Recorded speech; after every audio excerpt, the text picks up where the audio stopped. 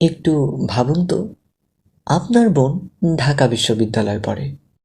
মধ্যরাত, চারিদিক নিস্তব্ধ, যদিও দূর থেকে কুকুরের আওয়াজ শোনা যায়,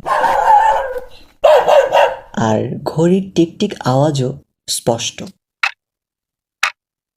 ঘড়ির কাঁটা 1:30টার ঘর ছুঁই ছুঁই। হঠাৎ আপনার ফোন ভাইব্রেট করে উঠল। ঘুমাচ্ছন্ন অবস্থায় খানিকটা বিরক্তির সাথেই ফোনটা ধরলেন। হ্যালো, কে? ওরা ওরা ওরা বন্দুক নিয়ে ঢুকছে। ওরা আমাদেরকে মাইরে ফেলবে ভাইয়া।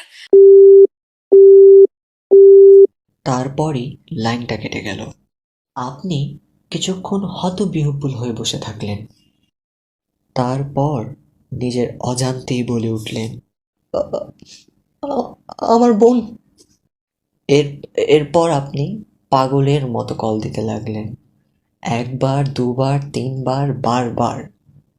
রিং হচ্ছে তো হচ্ছেই, যেন অনন্তকাল ধরে চলছে।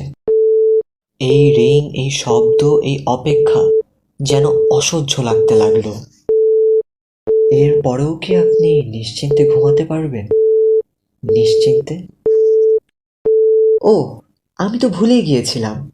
ওই ভাইটা তো আপনি না, ওই বোনটিও আপনার নয়, এই গল্পটিই তো আপনার না।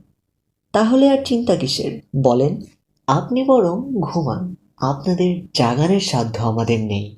কেননা ঘুমন্ত মানুষকে জাগ্রত করা যায়, কিন্তু ঘুমের ভান করা মানুষকে নয়। যা বললাম হয়তো এটা শুধুই একটা গল্প, অথবা বাস্তবতার নির্মম পরিহাস।